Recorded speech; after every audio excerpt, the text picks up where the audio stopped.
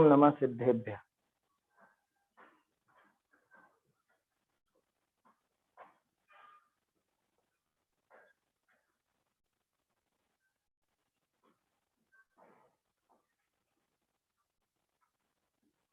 मंगलमय मंगल करण वीतराग विज्ञान, नमो ताहि जाते भये अरहंतादि महान। करि मंगल करि हो महाग्रंथ करण को काज, जाते मिले समाज सब पावे निज पद राज। सत्ता स्वरूप ग्रंथ है और इस पर हमारी चर्चा चल रही है 13 प्रकार के प्रमाणों पर। 13 प्रकार के प्रमाण यहाँ जिस ढंग से दिखाए वैसे आपको कहीं और आसानी से देखने को नहीं मिले। ये भागचंद जी की विशिष्ट शैली है जिसमें वो गंभीर विषय को भी, कठिन विषय को भी सरलतम बनाकर प्रस्तुत करना चाहते हैं, या बना ही दिया। और क्या, समझ में आ गई वो सारी बातें।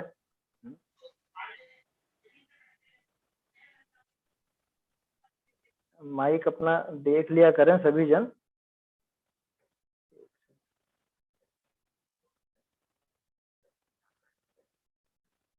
चलिए, तो बहुत सरलता से वो अपने को समझाना चाह रहे हैं ये 13 प्रकार के प्रमाण होते हैं। तो इसके आगे का प्रश्न तो ये था कि साहब ये 13 प्रमाण तो हैं, लेकिन इनमें हमारे कौन कौन से, मतलब हमें कौन कौन से हो सकते हैं। तो इसका भी जवाब दे दिया कि वर्तमान काल में अवधि मन परे केवल ज्ञानी तो है नहीं, ये 5 इंद्रियों से होने वाला मतिशुद्ध ज्ञान ही है। और ये जो परोक्ष प्रमाण बताए ये है, उनमें से भी एक एक करके अपन ने छटनी करी कि कौन कौन से प्रमाण उस सर्वज्ञता की सिद्धि में काम आ सकते हैं। अनंत देव का सही स्वरूप का निर्णय करने में कौन कौन से प्रमाण काम में आ सकते हैं। तो अपन ने देखा कि केवल ज्ञान, अवधि ज्ञान, मन परे ज्ञान ये तो काम आने के हैं नहीं, क्योंकि वो तो अभी अपने को प्रकट भी नहीं। इसके बाद बात चली मतिशुद्ध ज्ञान की। तो जो 5 इंद्रिय के माध्यम से होता है, तो 5 इंद्रियों का विषय तो रूपी पदार्थ है, वो भी सर्वज्ञ देव के स्वरूप का निर्णय करने में काम आने वाला नहीं। इसके बाद बचे ये 5 परोक्ष प्रमाण। ये भी हालांकि मति और श्रुति के ही विशेष है, लेकिन इसमें स्मृति वो भी संभव नहीं। क्यों? क्योंकि पहले जाना हुआ हो, पहले निर्णय किया हो और बाद में उसका स्मरण आए, बाद में उसकी याद आए, तब जाकर के ही वो स्मृति हो सकती है। तो पहले ही अगर हो गया हो तो उसकी तो बात ही नहीं चलेगी, तो स्मृति भी वहां पर काम नहीं आती। फिर प्रत्यभिज्ञान के, प्रत्यभिज्ञान भी उसमें काम नहीं आता, क्योंकि प्रत्यभिज्ञान भी तब बने जब पूर्व में उनका ज्ञान हो और वर्तमान में भी ज्ञान हो रहा हो, तभी जाके तो वो जोड़ रूप ज्ञान बनेगा।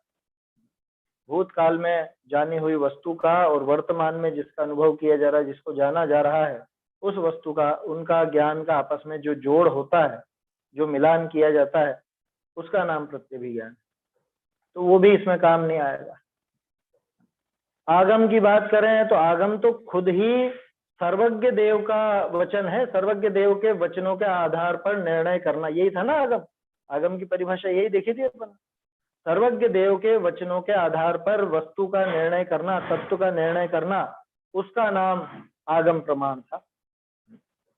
नहीं, आगम पर खास ध्यान देने की बात है। कल परिभाषा देखी थी, आज फिर दोहरा रहा हूं। आगम इन शास्त्रों का नाम नहीं, आगम इन पुस्तकों का नाम नहीं, आगम किसी भी रूप में रखी हुई जिनवाणी का नाम नहीं, बल्कि आगम तो उनके आधार से खुद ने जो ज्ञान में निर्णय किया, उस निर्णय करने का नाम, यानी घूम फिर कर बात तत्व विचार और तत्व निर्णय पर आती, उसी का नाम आगम प्रमाण है। उसके पीछे एक बड़ा तर्क भी अपन ने देखा था कि जब सारे के सारे प्रमाण, इन 13 में से 12 प्रमाण ज्ञान की पर्याय है, तो ये आगम प्रमाण बाकी दूसरा कैसे हो सकता है? ये भी तो अपने ज्ञान की ही पर्याय होगी ना। ये 12 प्रमाण जब अपने स्वयं के ज्ञान में पर्याय रूप से होते हैं, तो बाकी ये आगम प्रमाण भी अपने ही ज्ञान की पर्याय है। ऐसा तो आगम प्रमाण तो खुद उन सर्वज्ञ का वचन है। अब सर्वज्ञ का ही निर्णय अगर नहीं हुआ हो, तो सर्वज्ञ के वचनों से सर्वज्ञ का निर्णय कैसे होगा? माने सर्वज्ञ पर ही निर्णय नहीं हुआ अभी तो उनके वचनों के आधार से निर्णय कैसे बनेगा? इसलिए आगम प्रमाण भी उसमें काम नहीं आता। ये बात सुनने में थोड़ी अटपटी जरूर लगी, कि आगम प्रमाण कैसे काम में नहीं आता, ये आगम के आधार से तो अपन सर्वज्ञ की सिद्धि कर रहे हैं।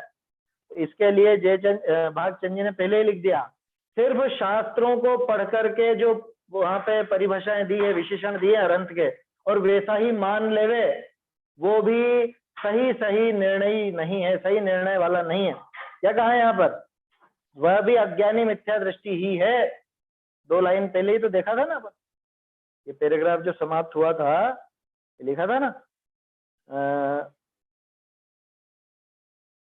फिर मोक्ष मार्ग में प्रयोजन भूत जो आप आगम पदार्थ आदि, उनके स्वरूप को तो आगम से ही सुनकर प्रतीति में न ले आवे, उनका तो प्रत्यक्ष अनुमान द्वारा निर्णय करके आगम में कथन है, वह सच्चा मानना। अब मूल प्रयोजन भूत वस्तु जो अरहंत सर्वज्ञ, उनको आगम के सुनने से ही प्रतीति में लेकर जो संतोष मान लेता है, मतलब करनी है साहब सर्वज्ञ सिद्धि करनी, करेंगे अपन शास्त्रों के आधार। तो आप कह सकते हो कि आगम प्रमाण का प्रयोग तो हुआ, अरे सिर्फ लिखा है और उसी को पढ़ के वैसे ही विचार चला करके और वैसा मान करके बैठ जाओ, खुद निर्णय नहीं करो, खुद अपने ज्ञान को आगे नहीं चलाओ, तो फिर वो भी अज्ञानी मिथ्या दृष्टि। बड़ी अजीब बात है, अटपटी बात है। मानना भी यही है, लेकिन ये लिखा हुआ इसीलिए नहीं मानना है। सामान्य रूप से किसी सामान्य व्यक्ति को, आप लौकिक व्यक्ति को ऐसी बात कहोगे तो उसे तो बहुत अटपटा लगेगा। वो तो ये कहेगा कि जब यही मानना है तो इतनी मेहनत क्यों? इतनी मेहनत इसीलिए कि कहीं तुम गड़बड़ा न जाओ, लिखे हुए में कभी गड़बड़ हो जाए, अनुवाद करने वाला गड़बड़ कर दे, कोई दुष्ट बुद्धि से मिलावट कर दे, तो इसलिए तुम गड़बड़ा न जाओ। शास्त्रों में मिलावट हुई है, 2000 वर्ष के इतिहास में बहुत मिलावट की गई, पहले भी आपको कई बार बताया है मैंने।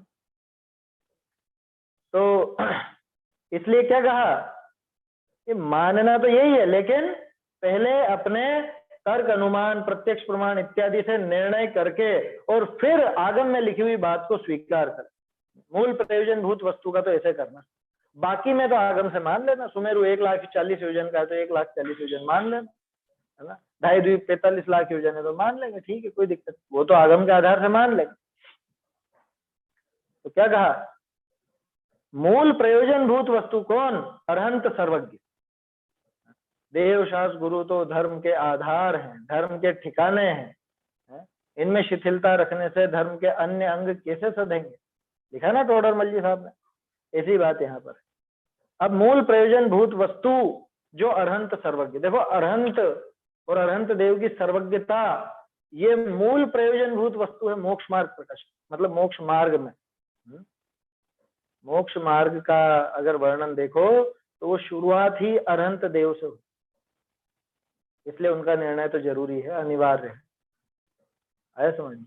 वैसे सारे ही निर्णय जो जो भी चाहिए उसमें सबके निर्णय अनिवार्य होते हैं। मोक्ष मार्ग के लिए तो सारे निर्णय करना जरूरी, आत्मा का निर्णय भी जरूरी है, अरहंतों के स्वरूप का निर्णय भी जरूरी है। वो जो 5 मूलभूत रकम है कुल मिला के उनका निर्णय करना जरूरी नहीं है, अनिवार्य है। उनको आगम के सुनने से ही, आगम को सुनने से ही प्रतीति में लेकर, जैसा लिखा है वैसा पढ़ लिया। समंत भद्राचार्य ने आपकी मीमांसा में कारिकाएं लिखी है, उसमें सर्वज्ञ सिद्धि करी है, हमने पढ़ भी लिया, समझ भी लिया, परीक्षा भी दे दी, सब काम हो गया। हम लोग शास्त्री करते थे ना तो ये चीजें कोर्स में होती थी, आप्त मीमांसा, आप्त परीक्षा, प्रमेय, रत्नमाला, ये सब चीजें होती थी। तो अब ये पढ़ करके और ये सर्वज्ञ सिद्धि तो सीख ली, ये सारा काम तो हो गया, न्याय दीपिका वगैरह ये सब हो गया। तो पढ़ लो, परीक्षा दे दो, सीख तो गए। यहाँ कह रहे हैं कि आगम के सुनने से ही प्रतीति में लेकर जो संतोष मान लेता, वहां लिखा है इतने मात्र में, इसीलिए वो संतुष्ट हो जाता है, तो वो भी अज्ञानी मिथ्या दृष्टि ही है। कितनी बड़ी बात कह दी आप, तो आगम पढ़ने वाला और आगम को मानने वाला मिथ्या दृष्टि की, हाँ, खुद विचार नहीं करे, पूरा लिखा हुआ इसलिए मान ले, तो ऐसा तो अन्यमति जैसा हो गया। ये कहता हमारे शास्त्रों में लिखा है इसीलिए मान रहा है ना, तो अन्यमति भी तो उनके लिखे हुए शास्त्रों का ही मानते हैं, वो भी तो यही तर्क देते हैं, हमारे वेदों में ये लिखा है, हमारे पुराणों में ये लिखा है, हमारे फला फला ग्रंथों में ये लिखा है, वो भी तो यही कहते हैं, उसमें क्या बड़ी बात।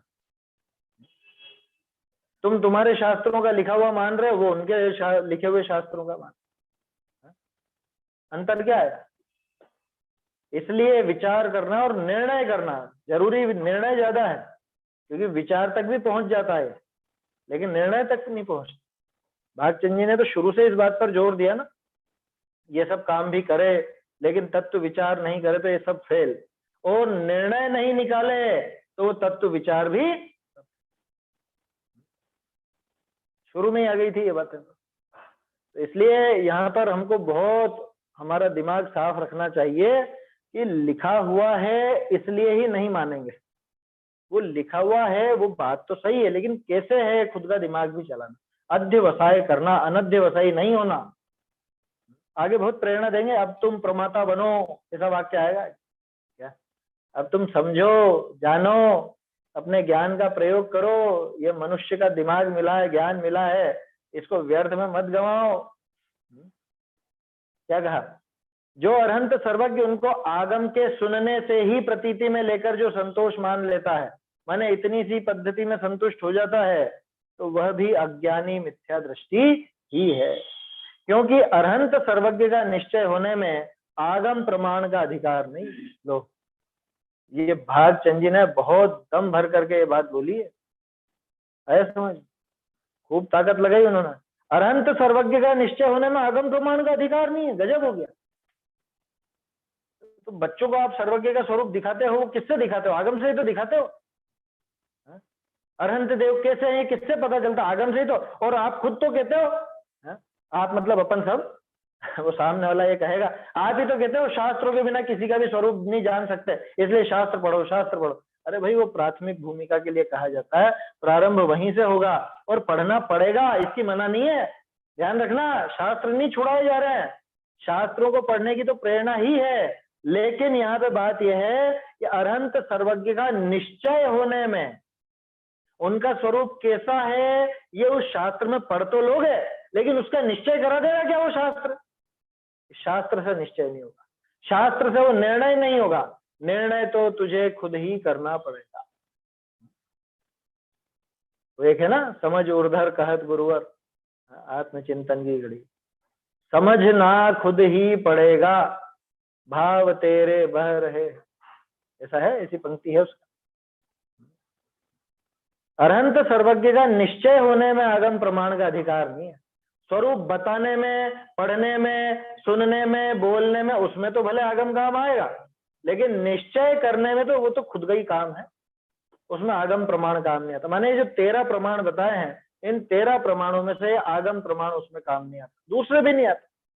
अभी 2 बच रहे हैं बस, है ना, 2 बच रहे हैं, 11 तो देख लिया अपन ने, 11 तो काम नहीं आ रहे हैं, और जिससे सबसे ज्यादा उम्मीद थी वो आगम भी यहाँ पे काम नहीं आ रहा। क्या ये तो कोई सोचा आगम में लिखा हुआ हमको सब मान्य है? अरे मान्य तो है, लेकिन कैसे है मान्य? बिना परीक्षा के मान्य किया तो कुछ भी नहीं किया, फेल है वो, फेल बिल्कुल। जिनमें परीक्षा हो सकती है उनकी बात कर रहे हैं, नहीं तो अभी आप कोई ऐसा कुतर्क करने लगे, ये करो परीक्षा सुमेरु की, नापो सुमेरु को, नापो, ऐसे नहीं। जो मूल प्रयोजन भूत बातें हैं उनकी परीक्षा हो सकती है और उन्हीं की परीक्षा की प्रेरणा दी जाती है। जब भी शास्त्रों में परीक्षा करने की बात आए तो समझ लेना प्रयोजन भूत बातों की बात चल रही, मूलभूत रकम की बात चल रही, क्योंकि उनकी परीक्षा करना अनिवार्य भी है और उनकी परीक्षा हो सकती है। सबसे बड़ी बात यह है, अनिवार्य तो खूब ही हो, लेकिन हो ही नहीं सके तो क्या करो? तो इसलिए इनकी परीक्षा हो सकती है, तो इनकी परीक्षा करने की प्रेरणा दी जाती। देखो, क्योंकि अरहंत सर्वज्ञ का निश्चय होने में आगम प्रमाण का अधिकार नहीं है। बच्चों से पूछते हैं ना कैसे होते हैं भगवान, कि वीतरागी सर्वज्ञ हितंकर कैसे होते हैं, क्यों होते हैं? कि वहां लिखा है ना उसमें, वीतराग सर्वज्ञ हितंकर भविजन की पूर्ववास। हमने पाठशाला में पढ़ा है कि जो वीतरागी और सर्वज्ञ होते हैं उन्हें देव कहते हैं, उन्हें भगवान कहते हैं। बच्चे ऐसे ही जवाब दें, अरे उसमें तो खूब ही लिखा है और तूने तो खूब ही पढ़ा है, लेकिन इस बात का तुझे कुछ निश्चय भी है कि वीतरागता कैसी होती है या सर्वज्ञता कैसी होती है? कैसी छोड़ो, पहले तो इस बात का निर्णय भी है कि कोई वीतरागी और सर्वज्ञ हो सकता है?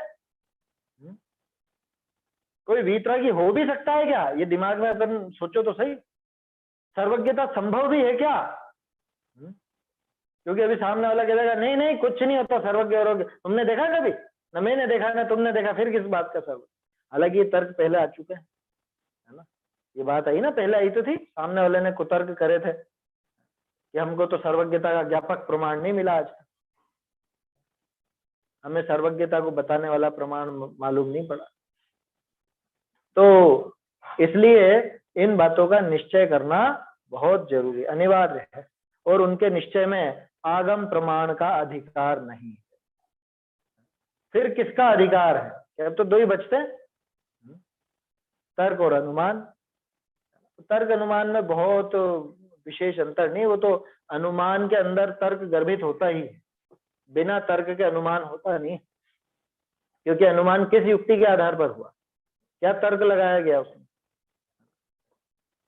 तो ही कहा है, यहां से देखना है अपने को, है ना। बाकी तो अपन ने कल तक बात कर ली थी। पेज नंबर 46 है, और हस्तलिखित जो प्रति है इसके अंदर ये 28 नंबर का पिछला हिस्सा है। सो ही कया है, प्रत्यक्ष अनुमान आगमे परीक्षणम अत्र विचारः। क्या? प्रत्यक्ष अनुमान आगमे है, बहुवचन का प्रयोग। प्रत्यक्ष अनुमान और आगम से परीक्षण करना, इसका नाम है विचार। अकेला आगम नहीं चलेगा, आगम के साथ प्रत्यक्ष हो या अनुमान हो, दोनों में से कुछ हो।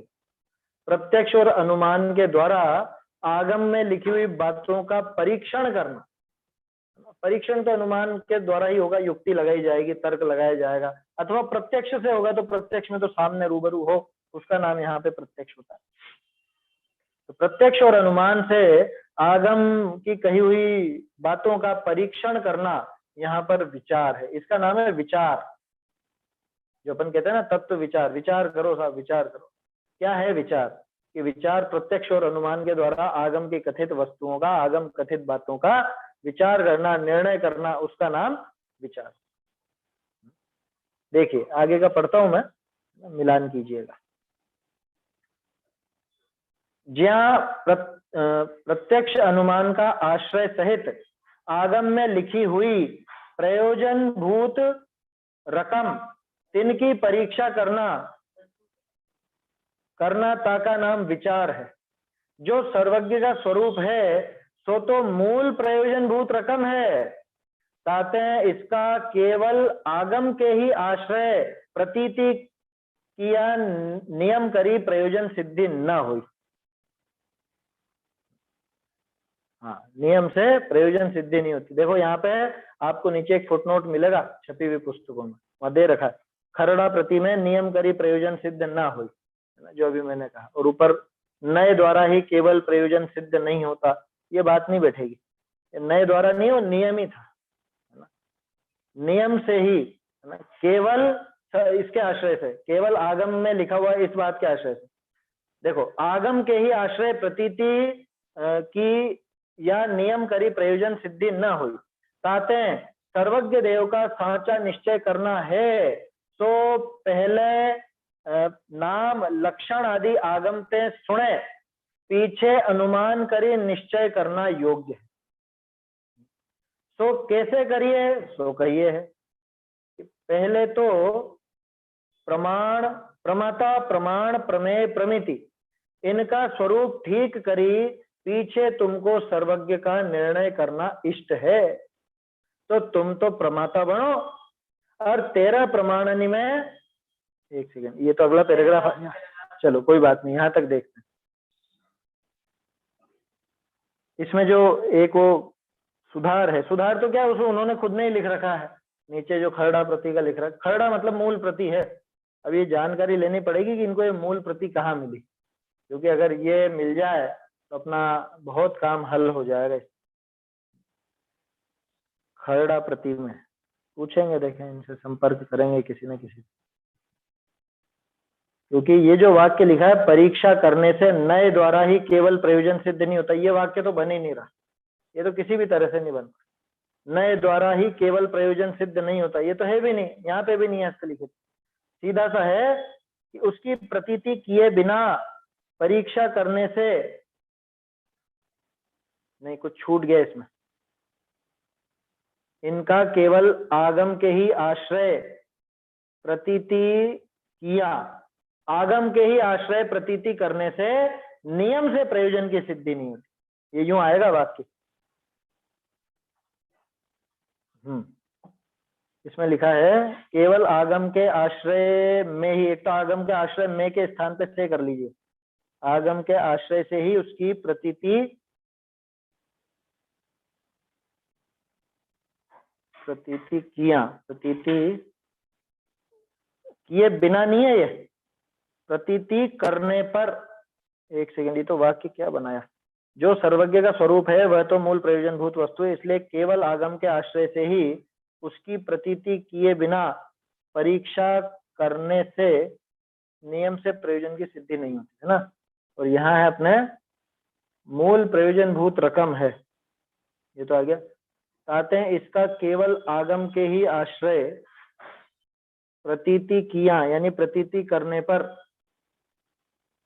ये परीक्षा की बात इसके अंदर थी नहीं, ये तो सीधी सी बात थी कि आगम के आधार से ही प्रतीति कर लेगा तो नियम से इसका प्रयोजन सिद्ध नहीं होगा, इतनी बात है यहाँ।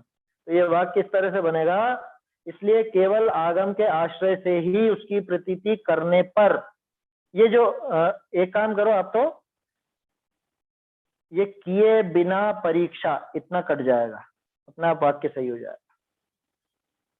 जो सर्वज्ञ का स्वरूप है वह तो मूल प्रयोजन भूत वस्तु है, इसलिए केवल आगम के आश्रय से ही उसकी प्रतीति करने से, फिर ये जो खड़ा नीचे दे रखा है ना फुटनोट, ये आ जाएगा, करने से नियम से प्रयोजन सिद्ध नहीं हो। वाक्य समझ में आ गया? ये नए वाला तो नहीं बैठेगा है ना, भले इन्होंने यहाँ लिखा है लेकिन नए वाला बैठेगा। चलिए देखते हैं क्या कहा, ज्या प्रत्यक्ष अनुमान का आश्रय सहित, प्रत्यक्ष और अनुमान के आश्रय, माने प्रत्यक्ष का प्रयोग करो या अनुमान का प्रयोग करो, कुछ भी करो, उसके आश्रय सहित आगम में लिखी हुई प्रयोजन भूत रकम, उनकी परीक्षा करना का नाम विचार, उसका नाम है विचार। तो किसे कहा विचार? जो हम तत्व विचार की बात भी करते हैं, तो विचार वास्तव में क्या चीज? कि विचार वो पद्धति अपने ज्ञान की कि आप उस आगम के आधार से पहले तो उनको समझो, आगम में क्या लिखा है, शास्त्रों में क्या लिखा है वहां, और फिर उसके बाद उसमें तरह तरह से अपनी युक्ति लगाओ, तर्क लगाओ, अनुमान लगाओ, अथवा प्रत्यक्ष लायक वस्तु तो प्रत्यक्ष करो। प्रत्यक्ष लायक कौन सी वस्तु है? कि प्रयोजन भूत रकम तो सारी की सारी प्रत्यक्ष है। कैसे? कि राग द्वेष आदि से आकुलता पैदा होती है, राग द्वेष आदि के द्वारा मैं परेशान होता हूँ, ये तो प्रत्यक्ष अनुभव होता है ना, इसमें कहाँ समस्या है? आश्रव दुखकार घनेरे, इस बात को तो प्रत्यक्ष अनुभव करते हैं ना अपन। रागादि भाव जो है वो मुझे दुखदाई है, ये प्रत्यक्ष अनुभव होता है, इसमें तो कोई दो राय है नहीं। तोडरमल जी ने भी इस पर बहुत लिखा है और प्रेरणा दी है, इसका स्वयं तुझको ये दुख भाषित हुए हैं या नहीं, लिखा है ना दूसरे तीसरे अधिकार।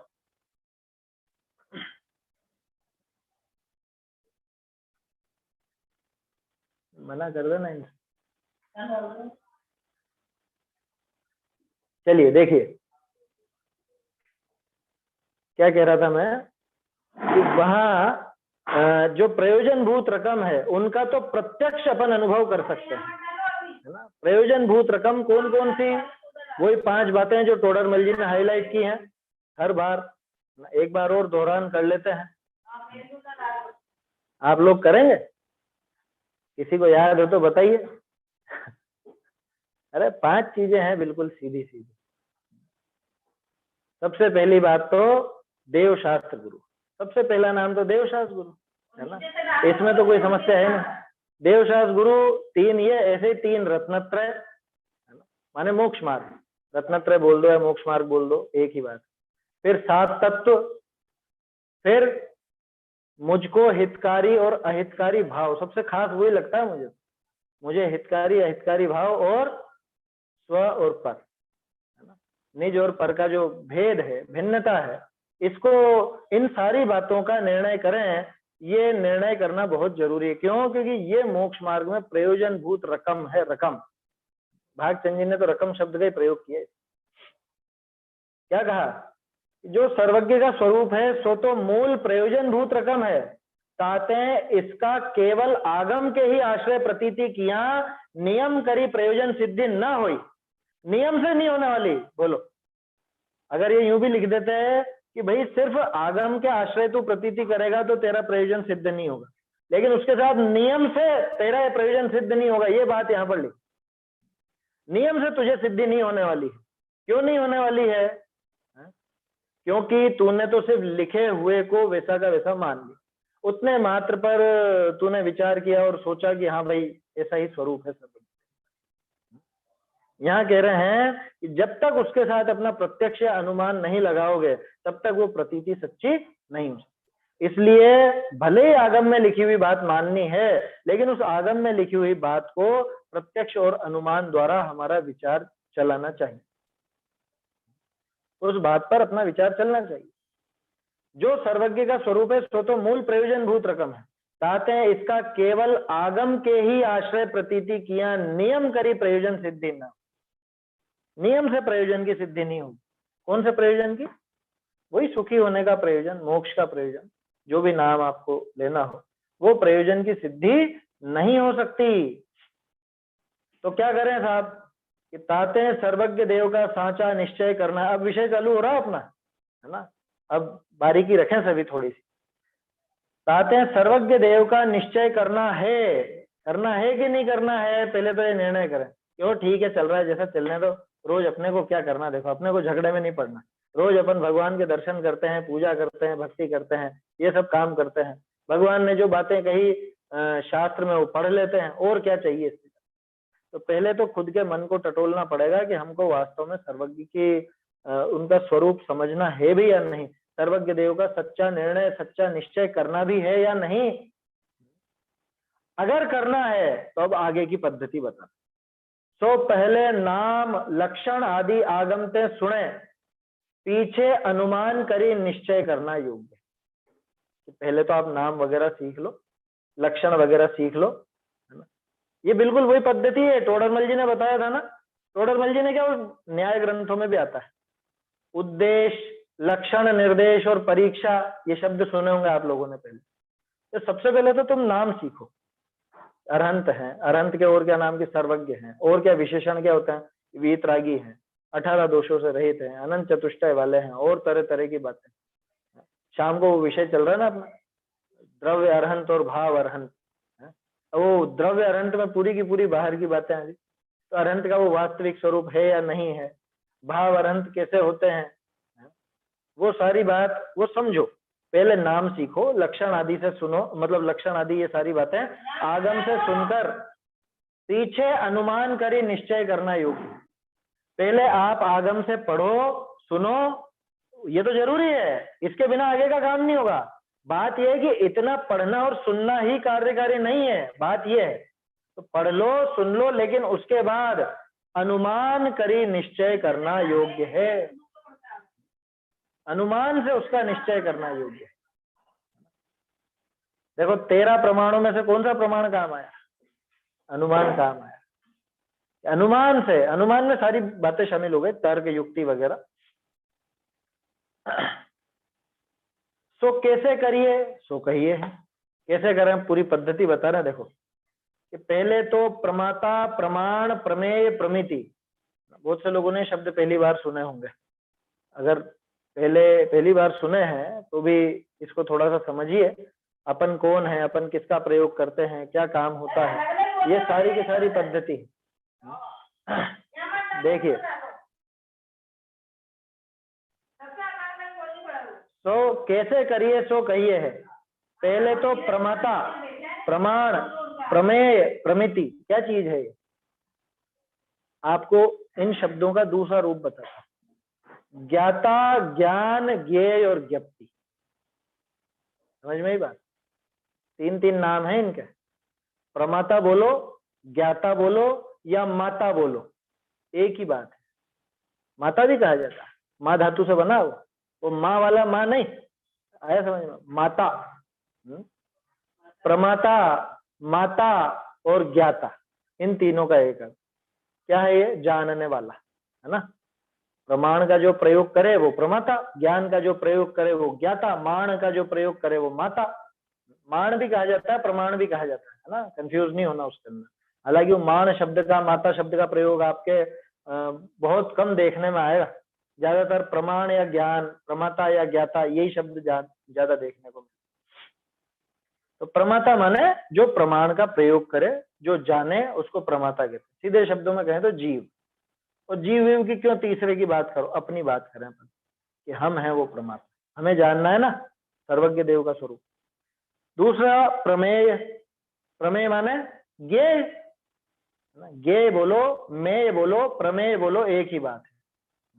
तो प्रमेय माने जो प्रमाता का लक्ष्य हो, जो प्रमाता का उद्देश्य हो, जिसे प्रमाता जानता हो या जानना चाहता हो। और बल्कि सीधी, बिल्कुल सीधी भाषा में कहें तो जानने योग्य वस्तु को ज्ञेय कहते हैं, जानने योग्य वस्तु को प्रमेय कहते हैं।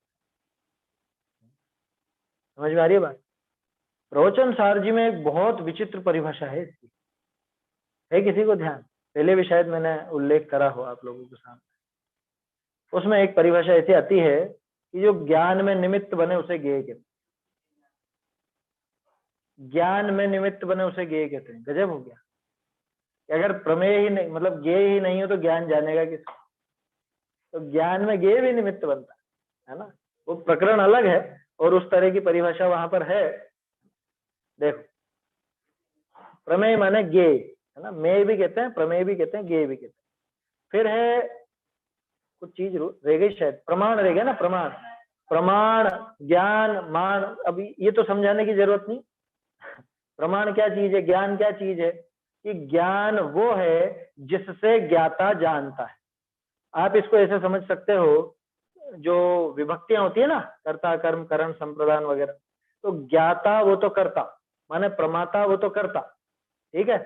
ज्ञान है वो हो गया करण, ज्ञान करण है, ज्ञान के माध्यम से जानते हैं इसलिए। फिर है ज्ञेय, ज्ञेय है कर्म, कर्ता, कर्म, करण तीनों आ गए ना। कर्ता तो है ज्ञाता माने प्रमाता, कर्म हो गया ज्ञेय माने प्रमेय, और करण हो गया ज्ञान माने प्रमाण। हाँ, वो करण हो गया। चौथा है प्रमिति। अब प्रमिति के दो अर्थ होते हैं। एक तो प्रमिति का अर्थ होता है जानने की क्रिया, और दूसरा अर्थ होता है जानने का फल। अलग अलग प्रकरण के हिसाब से अलग अलग अर्थ निकाले जाते हैं। प्रमिति बोलो या ज्ञप्ति बोलो, एक ही बात है ना। ज्ञप्ति और प्रमिति में अंतर नहीं है, सिर्फ भाषा का शब्द का अंतर है। बाकी प्रमिति और ज्ञप्ति दोनों एक ही चीज है। तो ज्ञप्ति क्या है कि वो ज्ञान की प्रक्रिया अथवा ज्ञान का फल, दोनों को प्रमिति कहा जाता है। अब न्याय ग्रंथों में आप पढ़ोगे तो कहीं पर तो ज्ञान मतलब वो प्रमाण और प्रमिति एक ही है। भाव साधन की अपेक्षा देखो तो प्रमाण और प्रमिति एक है, और करण साधन की अपेक्षा देखो तो प्रमाण अलग है और प्रमिति अलग। अब ये क्या चीज है भाव साधन, करण साधन है? ज्यादा विस्तार में नहीं जा रहा, सीधी सी बात है कि अगर इनको अपन अलग अलग वो प्रक्रिया में देखते हैं तो प्रमिति तो ज्ञान की क्रिया है या ज्ञान का फल है, और प्रमाण वो ज्ञान स्वयं है, वो करण है। माने करण की मुख्यता से देखते हैं तो प्रमाण अलग और प्रमिति अलग, और भाव देखते हैं, भाव रूप से दोनों को देखते हैं तो ज्ञान की क्रिया क्या चीज है? ज्ञान ही तो है ना। ज्ञान का फल क्या है? कि ज्ञान ही तो है। समझ में आ रही बात?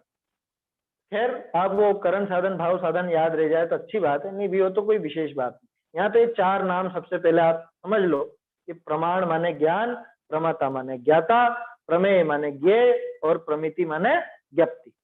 ऐसे ये चार भेद हैं, चार अलग अलग चीजें हैं। तो प्रमाता प्रमाण के माध्यम से, मतलब प्रमाण साधन से प्रमिति द्वारा प्रमेय को जानता।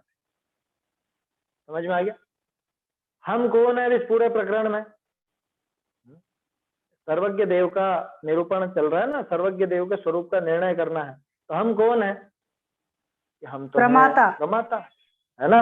और सर्वज्ञ देव क्या है? सर्वज्ञ देव क्या है? प्रमेय उनको जानना है ना, वो प्रमेय। इसमें कठिन क्या है? नहीं आए समझ में तो आप बोल दीजिएगा कोई शब्द अगर ऐसा कठिन लगे। प्रमेय बोलो या ज्ञेय बोलो एक ही बात है। आपको ये प्रमाता प्रमाण नहीं आ रहा हो समझ में तो आप ज्ञाता ज्ञान ले सकते। हम कौन है कि हम तो ज्ञाता है। हमारे ज्ञेय कौन है कि इस प्रकरण में तो सर्वज्ञ देव का निर्णय करना है, तो सर्वज्ञ देव हमारे ज्ञेय हो गए, वो जानने के विषय हो गए, जानने के पदार्थ हो गए, है ना। जानने योग्य पदार्थ अथवा ज्ञान का विषय दोनों को ज्ञेय कहा जाए। ठीक है। हम किसके माध्यम से उनको जानेंगे? हम प्रमाण के माने ज्ञान के माध्यम से। कौन से ज्ञान के माध्यम से? कि यहाँ पे हमारा प्रमाण है अनुमान, यहाँ हमारा अनुमान है प्रमाण। और ये जो जानने की प्रक्रिया चलेगी, अनुमान का जो हम प्रयोग करेंगे, ये सारी की सारी प्रमिति अथवा जो सर्वज्ञ देव का स्वरूप हमारे ज्ञान में निर्णित हो जाएगा, उसका निर्णय हो जाएगा, वो प्रमिति, वो ज्ञप्ति। आया समझ में? ऐसा यहाँ समझना। ठीक है, कठिन तो नहीं है। देखिए, इनका स्वरूप ठीक करी, इनके स्वरूप का ठीक करके, क्या लिखा है यहाँ? निश्चय लिखा कि नहीं लिखा? उनका स्वरूप भली भांति जानकर, ठीक है। इनका स्वरूप ठीक करी, पीछे तुमको सर्वज्ञ का निर्णय करना इष्ट है।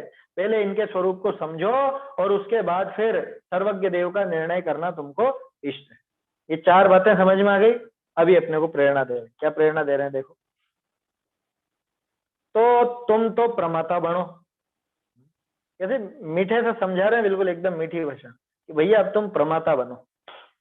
और तेरा प्रमाणनी में पंच इंद्रिय ज्ञान व पंच परोक्ष प्रमाण सो तुम्हारे पाइये है।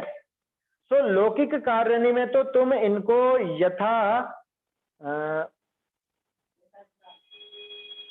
यथा ठिकाने लगाए कार्य सिद्धि कर ले हो। और अब तुमको सर्वज्ञ का ठीक करना है तो अनुमान प्रमाण रूप अपने ज्ञान को बनाओ। अथ सर्वज्ञ का स्वरूप को ठीक करना है तो योग्य मानो। और तुम प्रमाता बनी अपने अनुमान प्रमाण रूप ज्ञान को सर्वज्ञ का निर्णय प्रति लगाओ। जो साचा निर्णय होए सो यहाँ अनुमान प्रमाण करी सर्वज्ञ का निश्चय होसी। सो अनुमान प्रमाण का स्वरूप समझी अपने ज्ञान को प्रमाण रूप बनाओना। कहा? पहली साध्य साधन के व्याप्ति का ज्ञान जो तर्क प्रमाण सो पहली हुआ चाहिए। जाते हैं या को होते ही साचा अनुमान होए है, सो अनुमान भाषे है। सो अब पहली साधन का स्वरूप ठीक करना हो गया ना। ये कहा? साधन का मूल स्वरूप तो ये है। ये साधन की बात आगे आएगी, अभी तो अपन ये देखते हैं। देखो क्या कह रहे हैं इसमें कुछ लाइन अब तो। अच्छा, लाइन मिस हो गई है इसमें? कौन सी? अब तुम प्रमाता बनो, ये तो आ गया है ना। वहां 13 प्रमाणों में 5 इंद्रिय ज्ञान तथा 5 परोक्ष प्रमाण, ये 10 प्रमाण तो तुम्हारे पाइये है, पाए जाते हैं। ठीक है। तो लौकिक कार्यों में तो तुम इनको यथा ठिकाने लगाए कार्य सिद्धि कर लेते हो। और अब तुमको सर्वज्ञ का ठीक करना है। अब यदि सर्वज्ञ का निश्चय करना है तो अनुमान प्रमाण रूप अपने ज्ञान को बनाओ। यहाँ तक तो ठीक है, यहाँ तक तो कोई दिक्कत नहीं। तथा सर्वज्ञ के स्वरूप का निर्णय करना है तो योग्य मानो। हाँ, योग्य मानो। एक लाइन छूट गई, एक लाइन छूट गई यहाँ पर। चलिए लिख लीजिए इसको। अथ सर्वज्ञ का, अब सर्वज्ञ के स्वरूप का निर्णय करना है। सर्वज्ञ के स्वरूप का निर्णय करना है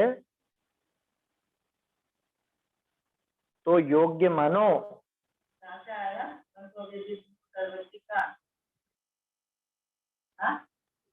ज्ञान को बनाओ है ना। तथा तुम प्रमाता बनकर, उसके पहले तथा तुम प्रमाता बनकर के पहले आ जाएगा ये जो लिखा ना। यदि तुमको सर्वज्ञ का निश्चय करना है तो अनुमान प्रमाण रूप अपने ज्ञान को बनाओ। अब सर्वज्ञ के स्वरूप का निर्णय करना है तो योग्य मानो। हाँ, फिर तो मेरे ख्याल से उसके बाद तो नहीं अंतर शायद। तुम प्रमाता बनकर अपने अनुमान आएगा। एक सेकेंड। और तुम प्रमाता बने अपने अनुमान प्रमाण रूप ज्ञान को सर्वज्ञ का निर्णय प्रति लगाओ। अपने, हाँ, अपने के बाद अनुमान जोड़ लीजिए, तथा तुम प्रमाता बनकर अपने अनुमान अपने अनुमान प्रमाण रूप ज्ञान को सर्वज्ञ के निर्णय के प्रति लगाओ। उसके बाद इसी पैराग्राफ में जो सेकंड नंबर की लाइन है ना, सच्चा अनुमान होता है, वहां पर आ जाएगा, वहां अनुमान भाषित होता है। दूसरी लाइन में कहाँ है? नीचे से दूसरी, नीचे से दूसरी लाइन। हाँ, एक सेकंड। यहाँ अनुमान प्रमाण, क्योंकि उसके होते ही सच्चा अनुमान होता है ना। अपने ज्ञान को प्रमाण रूप बनाओ, वहां प्रथम साध्य साधन की व्याप्ति का ज्ञान, जो तर्क प्रमाण, वह पहले होना चाहिए। जाते याके होते ही साचा अनुमान होए, क्योंकि उसके होते ही सच्चा अनुमान होता। ठीक तो है ये? अच्छा, उसके बाद कहा साधन का मूल स्वरूप तो ये है, नहीं है ना? ये साधन का मूल स्वरूप तो इस प्रकार है। अरे वो भरतपुर वाली में होगी। अच्छा अच्छा, हाँ चलिए, यहाँ इसमें तो इतना ही है ना? क्या ठीक किए, थोड़ा बता दीजिए, अपना फोन आ गया था बीच में, डिस्टर्ब हो गया। हाँ ठीक है ठीक है, एक बार और बता देता हूँ। इसमें जो पांचवी पंक्ति है, प्रमाण रूप अपने ज्ञान को बनाओ, है ना? अपने ज्ञान को बनाओ के बाद लिखिए, अब सर्वज्ञ के स्वरूप का निर्णय करना है तो योग्य मानो। अब सर्वज्ञ के स्वरूप का निर्णय करना है तो योग्य मानो।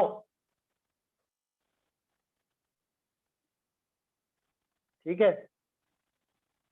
इसके बाद इसी लाइन में, तथा तुम प्रमाता बनकर अपने, ये अपने के बाद सिर्फ एक अनुमान शब्द जुड़ जाएगा, अनुमान प्रमाण रूप ज्ञान को, है ना? अपने के बाद अनुमान जुड़ जाएगा। ठीक है, चलिए एक मिनट, समय भी होने वाला है अपना। सरल है वैसे पैराग्राफ, कठिन नहीं, आसानी से समझ में आ जाएगा। तो तुम तो प्रमाता बनो, ये भागचंद जी प्रेरणा दे रहे हैं कि भैया अब तुम प्रमाता बनो। प्रमाता है नहीं क्या हम? कि अभी जगत के प्रमाता है, अब ये सर्वज्ञ देव के प्रमाता बनो ढंग, सर्वज्ञ देव का निर्णय करो। देखो, प्रमाता शब्द ज्ञाता शब्द से विशिष्ट है तो एक ही अर्थ है, लेकिन फिर भी प्रमाता में वजन ज्यादा है, क्योंकि प्रकृष्ट है वो। ज्ञाता तो हाँ हाँ ठीक है, मैं जानता हूँ। एक विशेष जानने वाला जो होता है, विशेषज्ञ होता है, उसके लिए प्रमाता शब्द का प्रयोग उचित है, और वो होता भी है ना? देखिए तो क्या कहा है यहाँ पर, अब तुम प्रमाता बनो, 13 प्रमाण में 5 इंद्रिय ज्ञान व 5 परोक्ष प्रमाण सो तुम्हारे पाइए, कोई कमी नहीं है। 13 में से 10 तो तुम्हारे पास है। अवधि मन परे केवल ज्ञान नहीं है तो उनकी जरूरत भी नहीं, उनकी आवश्यकता भी कहाँ है? हमें सर्वज्ञ देव का निर्णय करने में या अपने आत्म स्वरूप का निर्णय करने के लिए उन 3 की आवश्यकता कहाँ है? अवधि ज्ञान, मन परे ज्ञान तो यूं ही कोई काम के नहीं। केवल ज्ञान तो सारा काम निपट जाता, उसके बाद आता। तो केवल ज्ञान से भी अपनी कोई सिद्धि हो नहीं रही। तो जितना हमको आवश्यक है उतना तो है हमारे पास, बल्कि और एक्स्ट्रा ही है। हमें तो कुल तर्क और अनुमान चाहिए थे, ज्यादा से ज्यादा प्रारंभिक भूमिका के लिए आगम चाहिए था, उसके अलावा हमारे पास तो 7 और हैं, वो तुम्हारे पाया जाता। सो लौकिक कार्य में तो तुम इनको यथा ठिकाने लगाए कार्य सिद्धि कर ले हो, है ना? वो पकड़ रहे हैं इसको कि लौकिक कार्यों में लगाता है कि नहीं लगाता तू अपने ज्ञान, कि वहां तो तू लगा लेता है यथा स्थान, जैसा भी प्रमाण लगाना हो। और अब तुमको सर्वज्ञ का ठीक करना है, अगर करना है तो ठीक माने निर्णय। अब अगर तुझे सर्वज्ञ देव का स्वरूप ठीक करना है, निर्णय करना है, तो अपने ज्ञान को प्रमाण रूप बनाओ। तो अनुमान प्रमाण रूप अपने ज्ञान को बनाओ, माने अपने ज्ञान को अब अनुमान रूप से भी प्रयोग में लाना सीखो, अनुमान चलाना सीखो। लौकिक में तो चलाते ही हो, अब यहाँ पर भी अनुमान का प्रयोग करो। पूरा शास्त्र में लिखा है वैसे ही मत मान, शास्त्रों में अरहंतों का जो स्वरूप लिख दिया उतना ही मानकर बैठ गया, ऐसा काम मत। अच्छा, सर्वज्ञ का स्वरूप को ठीक करना है तो योग्य मानो, है ना? योग्य कैसा? कि जैसा उनका स्वरूप है वैसा उचित मानो, ऊट पटांग कुछ भी मत मान लो, और परीक्षा करके मानोगे तो गलत मानने में नहीं आएगा। और यहाँ तुम द्रव्य प्रमाता बनिए। सर्वज्ञ, यहाँ द्रव्य सर्वज्ञ और भाव सर्वज्ञ हो गया एक तरह से, ऐसा बोल सकते हैं। हाँ हाँ, बोल सकते हैं, कोई दिक्कत नहीं है ना। वो गुण अगुण की जो बात है वो आ जाएगी। सर्वज्ञ को योग्य मानो अगर सर्वज्ञ का स्वरूप ठीक करना है तो। सर्वज्ञता के विशेषण कौन से होंगे? वो द्रव्य अरहंत वाले होंगे या भाव अरहंत वाले होंगे, है ना? बोध पाउड में चल रही है ना होगा 39-40। और तुम प्रमाता बनी अपने अनुमान प्रमाण रूप ज्ञान को सर्वज्ञ का निर्णय प्रति लगाओ। पहले तो अपने ज्ञान को अनुमान रूप बनाओ और फिर अपने उस अनुमान रूप ज्ञान को सर्वज्ञ के निर्णय में लगाओ। अभी तो तुमने जगत की चीजों के निर्णय में लगा रखा है, व्यर्थ की चीजों में उलझा रखा। जो साचा निर्णय होए, अब अगर तुमको सच्चा निर्णय हो जाता है तो यहाँ अनुमान प्रमाण करी सर्वज्ञ का निश्चय हो सी। अगर सही सही निर्णय निकला तो सर्वज्ञ का सही सही निर्णय हो जाएगा। तो अनुमान प्रमाण का स्वरूप समझिए, अपना ज्ञान को प्रमाण रूप बनाओना। अब लो वापस से शुरुआत पर आए कि अपने ज्ञान को प्रमाण रूप बनाओ, अपने अनुमान को प्रमाण रूप बनाओ। ठीक है, बना लेंगे साहब। अरे लेकिन ऐसे नहीं बनेगा, तुम उल्टा सीधा कुछ भी बनाओगे और उसको अनुमान का नाम दोगे, ऐसा नहीं चलेगा। अनुमान का स्वरूप समझना जरूरी कि वास्तव में अनुमान कैसा है। क्यों कि अगर अनुमान का सही प्रयोग नहीं करा तो अनुमानाभास हो जाए। कहा पहले साध्य साधन के व्याप्ति का ज्ञान जो तर्क प्रमाण तो पहले हुआ चाहिए। तर्क और अनुमान साथ साथ चलते हैं, ये देख ही रहे है ना। अनुमान प्रयोग के पहले, अनुमान को समझने के पहले साध्य और साधन की जो व्याप्ति है, उस व्याप्ति का ज्ञान जो तर्क कहलाता है, उस तर्क का ज्ञान सबसे पहले। क्यों कि उसके होने पर ही सच्चा अनुमान होता है, और अगर ये नहीं हो तो वो अनुमानाभास हो जाता है। अगर साध्य गलत है, साधन गलत है, तो अनुमान भी गलत है। तो पहले साधन के स्वरूप का ठीक कर, है ना। साधन का स्वरूप कैसा है, साधन के स्वरूप का निर्णय कैसे होगा, किस प्रकार के साधन होते हैं। 20 तरह के साधन बताए हैं भागचंद जी ने, कहीं नहीं मिलेगी ऐसी वैरायटी। साधन कितने प्रकार के, अपनी बात चली थी ना। साध्य साधन कार्य कारण नहीं है, तो कोई साधन कारण रूप भी होता है, कोई साधन सहचर रूप भी होता है, कोई साधन पूर्वचर उत्तरचर रूप भी होता है। ये सारी बातें इसके अंदर 20 प्रकार के साधन दिखाएंगे आगे, इसकी चर्चा आगे अपन कल करें। भरतपुर वाली में जो लिखा हुआ है ना, वहाँ अनुमान भाषित होता है, तो ये तो मतलब वैसे अगर लगाया ना चाहे तो लगा सकते नहीं, हैं। मुझे ऐसा लगता है, क्योंकि ये जो बात लिखी ना, जो तर्क प्रमाण पहले होना चाहिए, क्योंकि उसके होते ही सच्चा अनुमान होता है, नहीं तो अनुमानाभास होता है, ऐसा कुछ वाक्य होगा, मुझे ऐसा अंदाजा है। क्योंकि अनुमान भाष्य है लिखा है वहां। अगर ये सही साध्य साधन, सही तर्क युक्ति, मतलब व्याप्ति का ज्ञान सही नहीं है, तो वहां पे अनुमान के स्थान पर अनुमानाभास हो जाएगा, ऐसा कुछ वहां पर होना चाहिए, है ना। और भी देखेंगे, भरतपुर वाली प्रति भी देखूंगा मैं, बाकी तो और प्रतियां अपने पास है नहीं। चलिए, ये 20 प्रकार के साधन आगे कल देखेंगे अपन। निज निधि निज में बताई यह अनंत उपकार है, इसके लिए जिन वाणी माँ को वंदना शत बार।